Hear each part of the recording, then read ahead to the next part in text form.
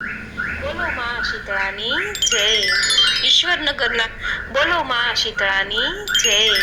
ઈશ્વરનગર નામે એક ગામમાં એક ડોશી તેના બે દીકરાની વહુઓ સાથે રહેતી. મોટી વહુ બહુ જબરી, કજિયાખોર અને ઈર્ષ્યાની ભરેલી, વાત વાતમાં વાંકું પાડતી, જ્યારે નાની વહુ ઘણી ભલી ભોળી અને પારકાના દુઃખે દુઃખી થનારી. પવિત્ર શ્રાવણ માસ આવ્યો. રાંધણ છઠના દિવસે નાની વહુ રસોડે રાંધવા બેઠી અને રાત સુધી રાંધતી રહી. પછી ચૂલો ઠારવાનો વિચાર કરતી હતી ત્યાં પારણે પોટેલો નાનો છોકરો રડવા લાગ્યો. સાતે કામ પડતા મૂકી એ નાની વહુએ છોકરાને ખોળે લીધો. જરા આડા પડખે થઈ. દિવસ આખાનો થાક હોવાથી જરાક આંખ મળી ગઈ અને ચૂલો ઠારવાનો રહી ગયો. અડધી રાત પછી સીતામાં ઘેર ઘેર ફરવા નીકળ્યા. ફરતા ફરતા નાની વહુના ઘેર આવ્યા અને ચૂલામાં આળોટવા માંડ્યા. ત્યાં તો શરીરને ઠંડક વળવાને બદલે કાળી લાઈ લાગી અને શીતળામાં દાઝી ગયા. આથી માને ઘણો ક્રોધ આવ્યો. તરત જ નાની વહુને શ્રાપ દીધો, હે મૂર્ખ સ્ત્રી, જેમ મારું શરીર બાળ્યું તેમ તારું પેટ બળજો. નાની વહુ સવારે ઉઠી ચૂલા તરફ નજર કરી તો ચૂલો સળગતો હતો અને પડખામાં સૂતેલો છોકરો બળીને ભડથું થઈ ગયો હતો. નાની વહુની આંખમાંથી શ્રાવણ ભાદરવો વરસવા લાગ્યો. એ જાણી ગઈ કે જરૂર પોતે શીતળામાના દોષમાં આવી છે. માતાએ શ્રાપ આપ્યો છે. એ તો રડતી રડતી સાસુ પાસે ગઈ, બધી વાત કરી. સાસુએ ગળગળા અવાજે આશ્વાસન આપતા કહ્યું, વહુ ધીરજ ધર, શીતળામા પાસે જઈને તારા છોકરાનું જીવન માંગજે. મા તો દયાળુ છે, જરૂર તારા પર કૃપા કરશે. નાની વહુ સાસુના આશીર્વાદ લઈ છોકરાને સુંડલામાં નાખી શીતળામાનું રટણ કરતી જાય. રસ્તામાં બે તલાવડીઓ છલોછલ ભરેલી હતી. કિનારા પર પક્ષીઓ બેઠેલા, પણ કોઈ પાણી પીવે નહીં. મનુષ્ય કે પશુ પક્ષી કે પારેવા, જે કોઈ આ બે તલાવડીનું પાણી પીતું તે મરણને શરણ થતું. નાની વહુને સુંડલો લઈને જતી જોઈ તલાવડી બોલી, બાઈ રે બાઈ, ક્યાં હાલી? નાની વહુએ શીતળામાના કોપની વાત કરી અને માની કૃપા મેળવવા જાઉં છું એમ કહ્યું. ત્યારે તલાવડી બોલી, બહેન, અમારું પણ એક કામ કરજે.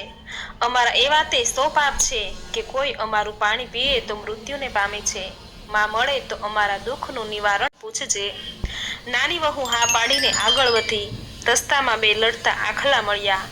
બંનેની ડોકે ઘંટીના પડ બાજેલા. નાની વહુને જોઈને પૂછ્યું, વહુ ક્યાં હાલી? નાની વહુએ શીતળામાના કોપની વાત કરી. ત્યારે આખલા બોલ્યા, અમારુંય એક કામ કરજે. અમે સદાય લડ્યા જ કરીએ છીએ. અમારી ડોકે આ ઘંટીના પડ છે તે કેમય કરીને છૂટા પડતા નથી. તો અમારા એવા તે શું પાપ છે જેથી અમારા પાપનું નિવારણ પૂછતી આવજે. નાની વહુએ હા પાડી. પછી આગળ ચાલી. થોડેક આગળ ચાલી ત્યાં બોરડીના ઝાડ નીચે એક ડોશી દિવેટ જેવા વાળ બે હાથે ખંજવાળતી બેઠી. વહુને જોઈ ડોશી બોલી, બાઈ રે બાઈ, આમ હાફળી ફાફળી ક્યાં હાલી?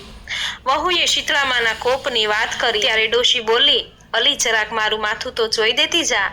નાની વહુને ઉતાવળ હતી, પણ એ ઘણી દયાળુ હતી. તેણે સુંડલો નીચે મૂકી છોકરું ડોશીમાના ખોળામાં આપી એ તો મડી માથું જોવા. જેમ જેમ વહુના હાથ ડોશીના માથામાં જુઓ કાઢવા લાગ્યા, તેમ તેમ ડોશીના હાથ છોકરાના શરીર ઉપર ફરવા માંડ્યા. થોડી વારમાં તો વહુએ ડોશીના માથામાંથી જુઓ વીણીને માથું ચોખ્ખું કરી નાખ્યું. માથામાંથી ખંજવાળ મટી ગઈ અને ડોશી બોલ્યા, હાશ દીકરી, તે મારા માથામાંથી ખંજવાળ મટાડી. જેમ મારી પીડા ઠારી છે તેમ તારું પેટ ઠરજો. જ્યાં ડોશીમાં આટલું બોલ્યા કે ખોળામાં છોકરું ઉવા ઉવા કરી રડવા લાગ્યું. છોકરાને રોતું જોઈ વહુ તો હરખ ઘેલી થઈ ગઈ અને એના મનમાં આનંદ સમાતો નથી. પણ થોડી જ વારમાં તેને વિચાર આવ્યો કે માનો કે ન માનો, આ ડોશીમાં તો એ શીતળામાં જ છે. એના પગે આળોટી પડી, બસ માં, હું તમને જોઈ ગઈ છું. મને માફ કરો માતાજી, મારી ભૂલ હું કબૂલ કરું છું. તમે મારી ઉપર દયા કરી મને માફ કરી મારો દીકરો સજીવન કર્યો, નહીં તો મારું શું થાત? આમ કહી રડવા લાગી. ત્યારે શીતળામાં બોલ્યા, રડ નહીં દીકરી, મારું વ્રત કરનારને બધી રીતે ધ્યાન રાખવું જોઈએ. વ્રત અખંડ રહેવું જોઈએ. વિધિ પ્રમાણે વર્તવું જોઈએ. એમાં જરાક ભૂલ ન થાય તેનું ધ્યાન રાખવું જોઈએ. જરાય ભૂલ થઈ તો વ્રત ફળે નહીં અને શાપ લાગે, પાપ લાગે. માટે હવેથી ધ્યાન રાખજે. જા સુખી થા, તને મારા આશીર્વાદ છે.